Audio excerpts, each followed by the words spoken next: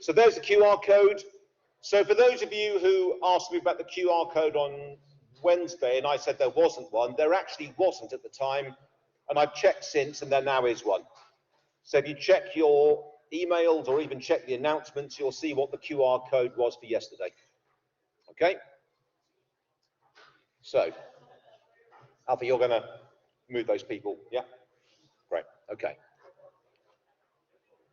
I'll bring this QR code back up at the end, okay, just in case you didn't have a chance to look at it. Okay.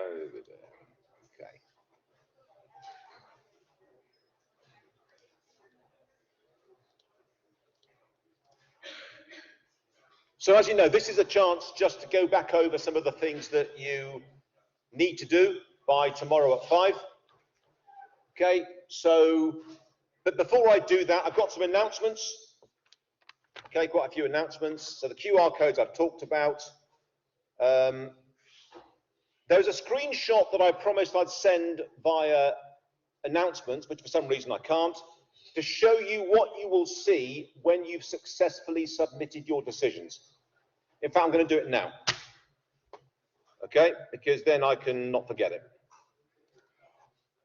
Let's just get rid of that. Share files. Okay, so again, just bear with me.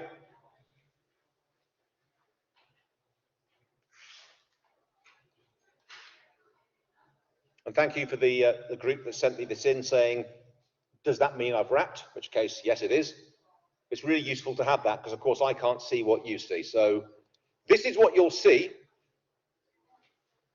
when you've successfully pressed that button at the bottom that says continue the submit process. Okay? And just a bit of a policy for good teamwork is that don't go in at the last minute and decide your team members are all a bunch of idiots and I'm going to change the decisions and submit myself. Because A, they'll probably kill you, and B, I'm not going to undo that. I'm going to fine your team if you don't resubmit. But if somebody goes in and changes the decisions, I'm not going to do anything, all right? You've just got to make sure your team members all work as a team and you have no rogue elements, okay?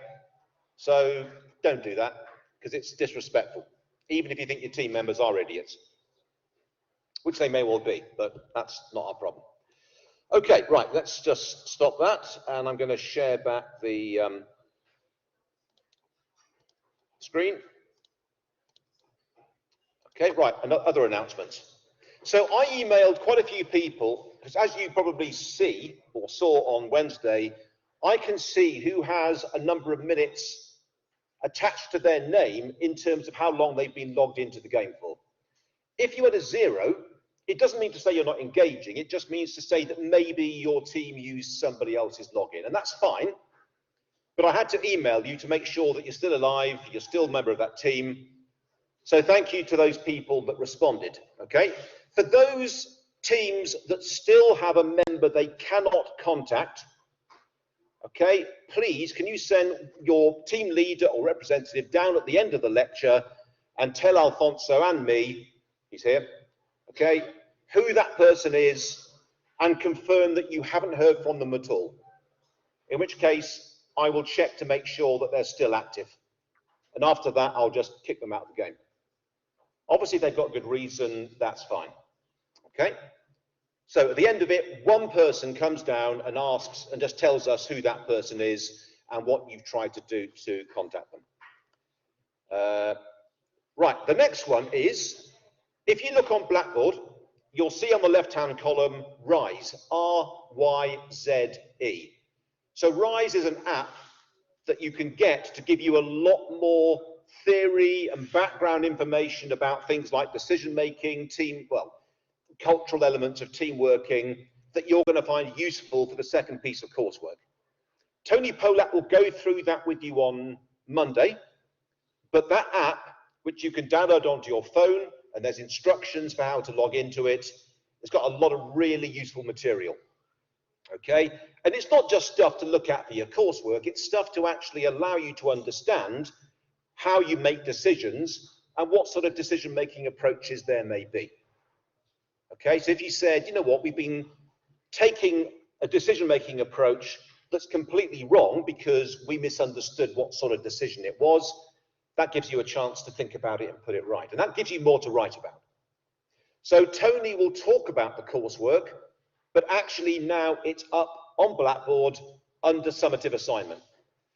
Okay, don't look at it now, but Tony will go through it and he'll talk about some of the theory that you have to think about. Just to clarify something I said probably Wednesday, maybe on Monday, you don't have to wait until the game is finished before you complete your coursework. You might just talk about some things that happened in quarter 3 or quarter 4, and then you're done. Because the game finishes on the 11th, I think, and you've got to submit it, or the 8th, and you've got to submit it 3 days later. So don't leave it to the last minute. Obviously, if you need an extension, you ask the hub, and they might say yes or no, but just do it earlier. Don't wait and then find out you haven't got an extension. Okay, so what I've just said is don't leave it to the last minute. Make it like a diary, if you want, of things that have happened, interesting things that you could discuss in your coursework. You don't have to submit the diary, it's simply to remind you of things that maybe you'd forgotten about. Okay, right, so that's that one. Coursework, right, missing members, right, tutorials.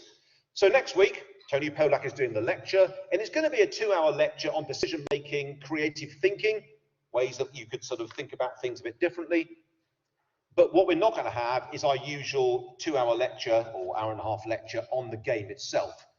So because we're nice people, we've created some tutorials for the kinds of things you're going to need to know in quarter 3. And they will be available tomorrow at 3 p.m. onwards. So go into Blackboard, Learning Materials, Lecture 3, and you'll see the 3 links. Okay? I will just double check when I get home that they are all working, but they should do. So that gives you an indicator. I think it's marketing, manufacturing, and something else. Have a look at those. And that gives you the weekend to think about them so that when you come to your lab session, you have some sensible questions that you can ask. Okay? Right. So labs next week. Labs are going back to formal laboratory sessions, which I think would be an ITCS 01.26. You might want to wear a mask. It's quite an enclosed space. Okay. So obviously, you know, if you feel a bit uncomfortable, then don't stay that long. Ask me questions, and then if you want to go, you can go. I understand that. People sometimes like to work in the library. So it's not ideal. Now, for those people who are doing this online, you guys forget about this, you're obviously not going to be here to go to labs. So I've emailed you earlier today about online consultation sessions. So please check your email and let me know when you want to have these sessions. Okay? That's just for the guys online. Right. Any questions on that? Are you all sort of vaguely happy that you know what's going on? I'm recording this, so if you forgot, you can access this as soon as I can get home and set up the link. Fabulous. Right. So again, this is not going to last anywhere near the hour and 50. In fact, it might not last the next 20 minutes. It depends really on what questions you have. But don't forget, because this is effectively a lab session, in the second lab, people would stay for about half an hour, ask me questions, say, right, we're done, and off. Great. That's fine. So that's why I'll put back up the QR code. So really, there's not a great deal you can do wrong in this first quarter. There really isn't. So long as you do 2 main things, like switch off your phone, that'd be one. Set up a factory, because that's quite important. Design some brands, which you're not going to build just yet. Otherwise, when it comes to next quarter and your salesmen say, right, boss, what are we selling? Yeah, there was a problem with that. We didn't design anything. So you've got the next 3 months off. Don't do that either. Okay? So marketing research, we looked at and we said, you know, this is your best eyes and ears on what your consumers want. And if you didn't pay the maximum amount for your market research, yours may be different from other teams, because it's less accurate. The less money you pay for it, the less accurate it is. So don't forget, I'm not going to go through all of this kind of stuff, but you can see that there are things that consumers want in certain segments and things that they don't want. So give them things that they want. Look at the micro simulation here, okay, and of course, this is one that's from a team that's finished. So the only one you're going to see is product design, and that tells you how to match needs and wants with components. But it's not easy. It's not a rational decision because you don't have full information on what components are going to satisfy what customer needs and wants. So there's going to be a certain amount of intuition, all right? Intuitive decision making is something you'll be discussing in your coursework, and it's really how most people make decisions, because you're making decisions under what we call bounded rationality. You don't have full access to information. And even if you did, being humans, we're not that good at processing vast quantities. Okay, so that's going to be your first tricky issue. Okay, but I suggest you look at that, all of you preferably. And it's worthwhile bringing to your labs some headphones, okay, because then you can plug yourself in and listen to some of the fantastic animations that they got on there, plus also the simulations, because otherwise you're not going to hear anything. Okay, so I'm going to preempt a question. Pat, should I do Mercedes now? And I would say, I don't know. What do you think? So I'm going to leave that one there. I'm not saying you should. I'm not saying you shouldn't. There is no right segment, but you're more likely to satisfy cost cutter, workhorse, and traveler than you are innovator and Mercedes. That doesn't mean to say that you shouldn't make Mercedes. Okay? I'll also say that in the early days when your factory is set up, it's going to be inefficient, and saying, oh, I've designed 4 brands and I want my factory to build some of all of those. That's not going to happen for reasons that I'll discuss, well, in the tutorials. And basically what it means is, by the time you've built the brand which you reckon should be your priority, the one that you build first, and you start moving on to your second, and just as you finish building your second, move on to your third, you've discovered that the inventory of your first brand has gone down to 0, and then you start building that again because you set up your priorities, which means that you'll never build that 3rd and 4th brand, which is why really more than 2 brands at this early stage is too many. Okay, so just bear that in mind. Don't try and do too much, but I recommend building 2 brands because you'll learn a lot. 2 of the same brand, 2 different cost cutters, both with different components, or a cost cutter and a traveler, okay? But bear in mind, the more different they are, the more problems you'll have with, what do they call it again? I've forgotten the actual changeover, okay? So, you know, this is a learning exercise. Don't treat this as the chance to make millions, because you certainly won't. Okay, so again, underneath here, you'll find the kind of summary, the top 10 needs and wants for these particular segments. Okay, and the use pattern, don't forget, will tell you what kinds of things they want to see in that brand. Now, some of these won't be available yet. Some of these are things that they want, but hey, no one's actually developed them in the R&D labs. So these are things that you could maybe add in later on as you invest more money in R&D. As you'll need to do, otherwise you'll still be making, how do I put this in a, you'll still be making a laptop about 10 years old when all your competitors are doing really modern things, okay? So you've got to keep moving forward and investing money. So some of these things will not be available early on. The price willing to pay, well, use that as your guide. You don't have to worry about this until next quarter because you're not selling anything yet, but that's your best guide. And after that, really, this is useless, because after that, you'll get feedback on how much they like the costs. And of course, it may be that you want to try and lower your cost and sell large volume, small profits. So really, what is a good cost depends on what you're trying to do. Market potential, again, and I really can't emphasize this as many times as I could, because I just need to emphasize it 1,000 times, all right? You're not going to sell anywhere near that. at least for the first 3 or 4 quarters.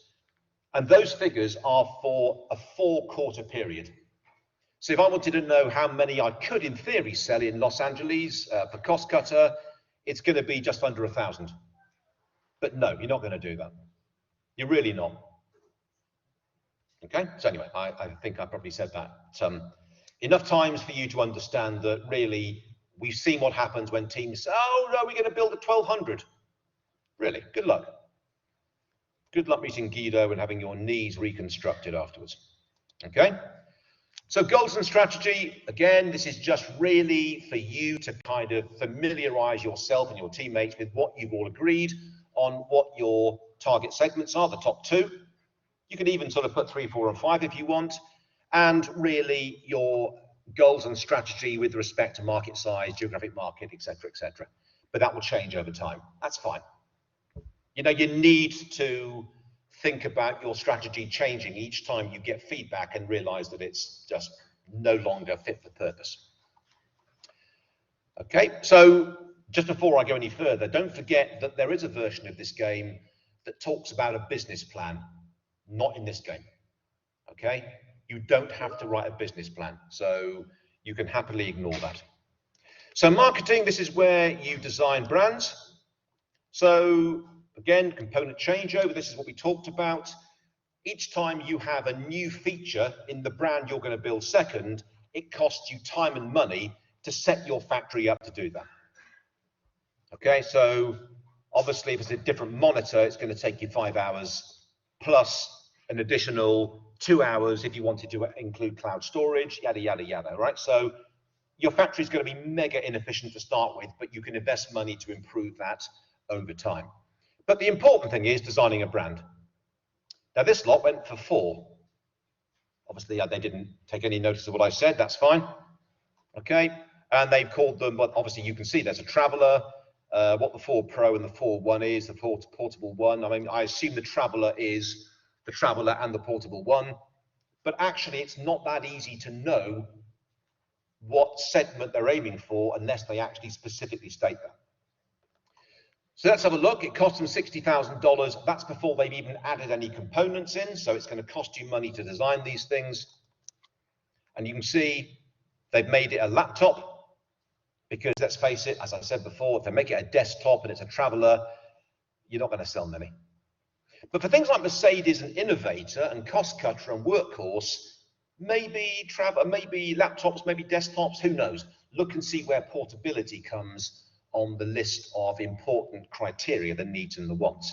And that might tell you that, well, they don't mind a laptop, so maybe the way to find out is to build one of each and see, okay? So you can see they've chosen certain things, and as far as they're concerned, once they've saved that, that's ready for next quarter when the factory is set up, and you can then start to tell the factory, right, I want you to build 100 of those, 200 of those, and you know, but we'll go over that in the tutorials and in the labs. Just because you want it to be built, it doesn't mean to say that that's what's going to happen. Okay, so what may happen is you may build 100 items thinking that's what the game reckons that you'd sell, only to find out that they absolutely love your brands and what they really wanted with 300. But you're not going to know that. And what that means is you're going to get 200 quite pissed off customers who wanted your brands but couldn't have it. And that leads to a kind of short-term problem called stockouts. Alternatively, you might build 100 and discover that you only sold 2 because they think it's the worst thing they've ever seen. Okay, and then you're left with 98 items in stock, which you can't sell. But we'll tell you how to deal with all that, okay? So you're not going to get it right. If you do, it's sheer luck. Okay, any questions on the brand design? So, simple enough, right? Just, obviously it kind of, you know, for things like base essentials and cases, you can't really not choose them. They're by default, they have to have a case. Otherwise, they're going to say, well, here's your PC, it's a load of components. I'll just tip that into your bag, empty it out. You can piece it together. No, they're going to give you a case, okay? But what happens in those areas where you've got multiple choices depends on what you want to do, okay? So that's that. I would build 2. I really would. If you had a $200,000 fine, you'd still be able to build 2. You might even be able to build 3 and say, I'm going to take the risk. But I might just build 2 of that 3rd brand next quarter. Hey, but I'll still learn how good it is. Okay, so you know, don't feel you have to just stick at 2. I think more than 3 is a big mistake. Okay, so human resources, don't worry about this yet. This is not something you have to worry about. As far as you're concerned, the only people in your company are you and the person designing your brands. So worry about this next quarter. Manufacturing, 2 things you've got to do. 1, I think it automatically selects a factory somewhere unless you choose it to be somewhere else. So at the moment it's in Sao Paulo, which is where actually quite a few people have it. Not that it's the correct thing to do, but that's what they choose because it's quite cheap. Okay, but you can choose anywhere you want. And it depends really on where your markets are, your early markets are, as to where maybe in terms of transport costs, the best place would be. But just to let you know that, you know, all the things that happen in this world under news, nothing is going to stop your factory from operating. Nothing is going to stop your sales offices from operating, but the consumers might be poorer or richer depending on what's happening. Okay, so, you know, it's not like Third World War is going to break out. At least not that I've ever seen. Fixed capacity. Okay, now this team chose 50. Okay, so you are at some point going to need 50 capacity, but I would argue that now is not the time. Okay, because you're going to have a factory that's the size of this room, and I'm going to be using this front row here to build the PCs that I choose to build, which means all of the rest of the space in this factory is wasted, which means the game might penalize you for that. But you're going to say, okay, look, I've got the money. I'm going to need 50 at some point because the demand's going to keep going up. I'm going to do that. Okay, it's fine. Not a problem. You can do that. It's not wrong. It's not right. It's just that maybe there are other things you could do with that money. Because it does add an extra $500,000 onto your bills. Okay? So, pro forma accounting. So this, I'm going to show you this actually because this is something I mentioned which might be important. And again, sometimes the game does some weird things on this. So under pro forma accounting is what would happen if all the data in your accounting statements, like your expenditure, your revenues, that they are all correct. So this is basically saying, okay, this is what's going to happen if all these figures are correct. And things like revenue, which you don't have to worry about just yet, is going to be a difficult thing to get correct. But the first thing you've got to look for is to see whether or not you've got your extra $1 million in. If you haven't, then you need to load that in now, okay? By going down, you can't see it, but going down to the left-hand corner, it will say modify, load data, save, click them in that order, and it should load the million in there, okay? So, but otherwise, you should expect it to be automatically in there, but for some reason, it doesn't always do that. I don't know why. I don't know why. Okay, so again, so when you see, for instance, where is it? The income statement, or the cash flow, it says, there we are, it says something like cash balance, end of quarter, end of period.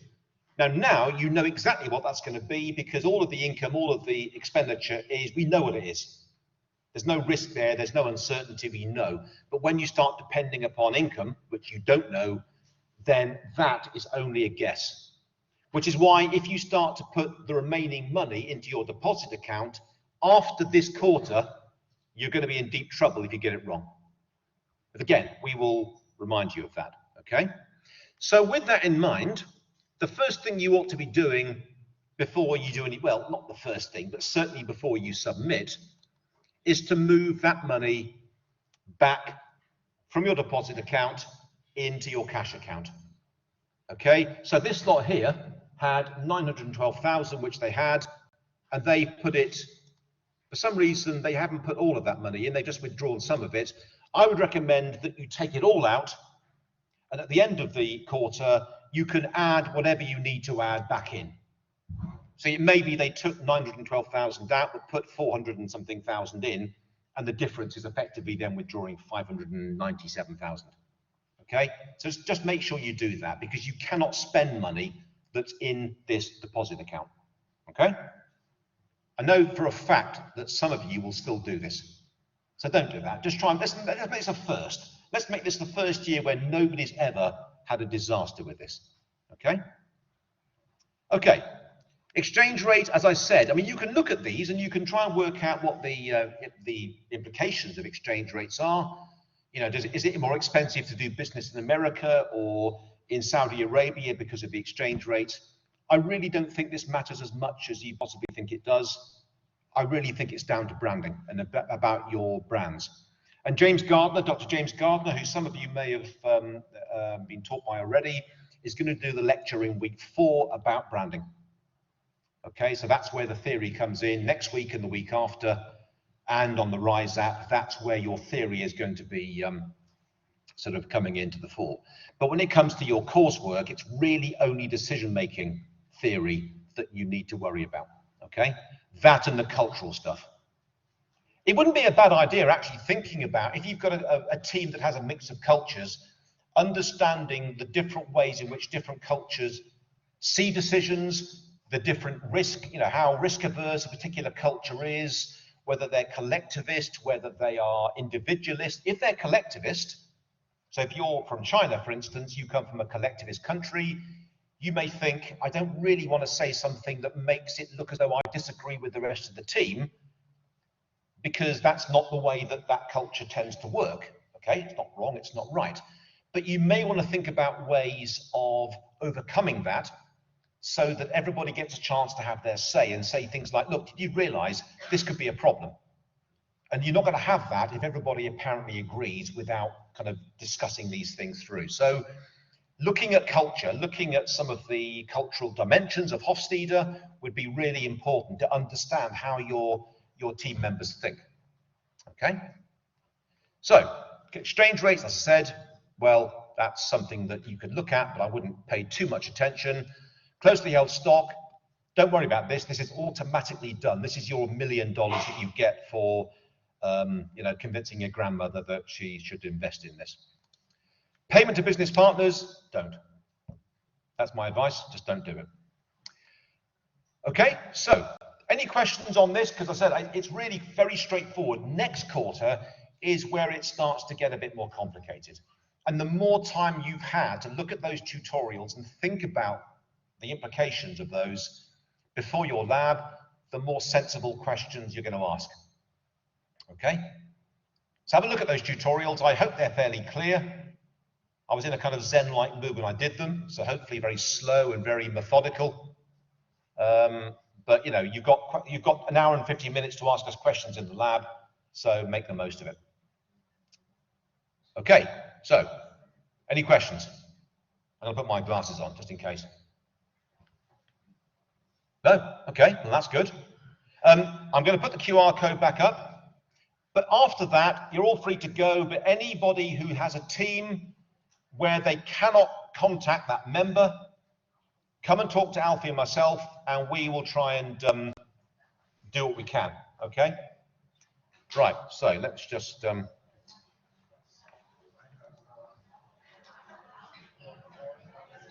If your problem is you don't like your team members, we don't want to hear, okay? You need to sort that out.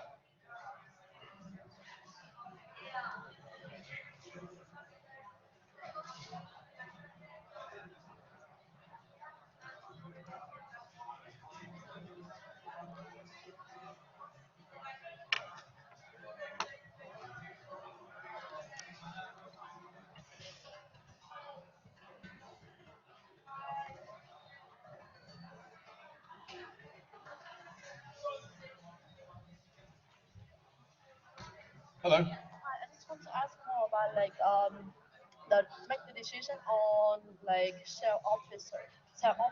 Like, is it make difference between like regions?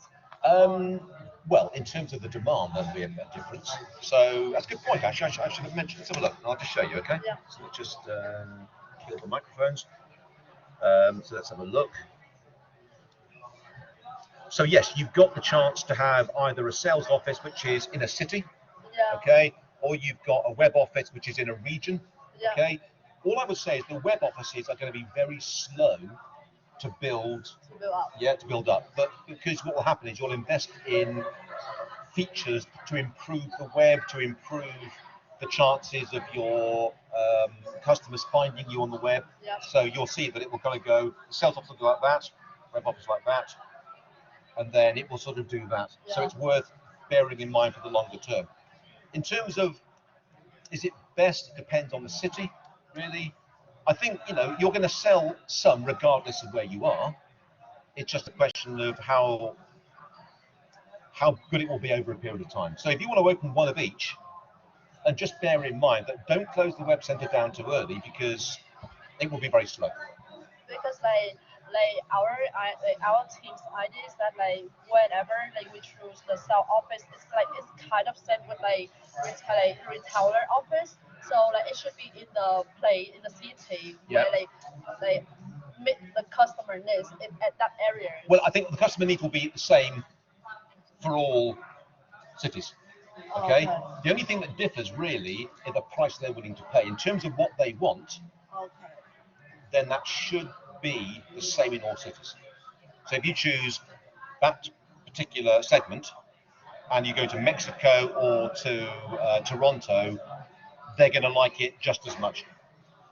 Okay, so it doesn't really matter too much. And don't forget, you can close, you can open sales offices. So once you've opened one, you can keep going until you want to close it and open another one somewhere else, and eventually you open more and more and more. Okay. So don't worry, it's not like you do get a chance to change your mind. Okay. Okay? Thank you. Okay, good. Hi there. I have a question about sales offices. Yep.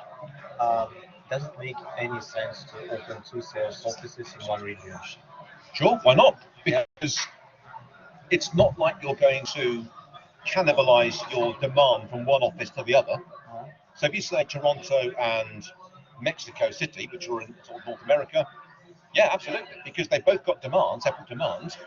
What may make less sense is if you've got a web office in North America and a sales office in Mexico City, because they'll be both going for some of the same market. Yeah, because So we need to open a web office in other regions. well, you don't have to, but you can do. It makes more sense. Okay. But the web will be very, very slow to build. But if you invest in it properly, it will really start to rise very quickly. But there's no correct one. But if you open the web, don't expect too much from it. Stick with it. Yeah. Okay. Okay. Yeah, thank Good. All right. I think you were next, weren't you? Were you next? Yeah. Yeah. Okay. Right. Good. Yeah. Hi, I don't have my name in any of the groups. Right. So are you? Hungry. Right. Okay. Yes. I don't know. I don't know what's happened there. So don't worry. It's okay. Do you have a team that you'd like to join? Is there a team that you would like to join? No, any particular team, but I messaged them. They are just fine with that if I join their team. No, that's fine because I don't know why you weren't given that. So what I'm trying to do is when I work out who it is that isn't taking part, I can say I'm going to steal their login. I'm going to transfer it to the team that you want to join, and then I'm going to allow you to use that login and change it to whatever you want. So I'm sorry about that. Don't worry, you're not going to fail. It's just that this is the first week. These are the kinds of things that happen. I haven't forgotten. Okay. All right. So you're gonna put me in that team. So let's have a look. Team 6, team So 6-6. yeah, 6-6. Yes. Right. If you don't mind, I'll email them and say, are you happy for that? Okay. Yeah. You can, But if they're happy for that, yeah, brilliant. they are. Good. Actually, All right. yeah. That's great. All right. Thank you. You saved me a lot of trouble there. Thank you. Hello there. Just have a quick question about shipping. Yes. So we are stuck on choosing the location of sales right now. Yep. In Latin America as our production facility. Yep. We're basically deliberating over whether or not shipping will be affected by the city location from the production facility in light of this. I think it will cost you more to ship to somewhere further away. But ultimately, I mean, that's only going to be a short-term cost, and really, it's not going to stop you from winning the game. Because if you think about overall, if you've got sales offices in every city at the end of the game, wherever you are, it's going to average out. As well to them. It's just right now because we've got like a committee or like stick up the minute, like we're basically deliberating whether or not say a sales office would service some cost for shipping in, say, South Domingo in the future because we can ship from there closer to, say, Yeah, it probably would do to start with, and it may generate or save you a little bit of money that you could spend on other things in quarter four or quarter five. So yeah, I think that would be a sensible way of doing it. And really, it doesn't, because what people, I guarantee you, people are going to pile into all the cities with the biggest demand, right? So I can guarantee, well, I can't guarantee, but I'm pretty guaranteed that if I look at some of those regions in quarter five, there'll be nobody in there. And yet, you're never going to sell as many as the demand says you'll be able to. So really, it's all about a learning exercise. And there's no reason why you can't say, I'm going to use that there, because no other bugger's going to be there. But eventually, we can then spread out to different regions, different cities, and everything will be fine. But we've used that as a kind of learning exercise. We might keep it open. We might keep it open because it seems to work for us, but it doesn't stop us from entering the markets of our competitors. Because if our brand's better, we're going to steal their demand. So the idea is basically, say, if we were go for maximal efficiency on shipping, we'd say in the same city as the purchase. Yeah, could do. Yeah. So it's not just the regional measure we should be using, it's also a city measure. Let's have a look. I need to just double check on this. Let's have a look. So sales. It shows only shipping by region. It doesn't delineate further into. Yeah, I just need to double check. I'm sure you're right. I'm just. Bill production facility. Yeah, it just says that region over there is that far away, regardless of the fact that city is actually closer than that one in the same region. No, exactly. Yeah. All right. Okay.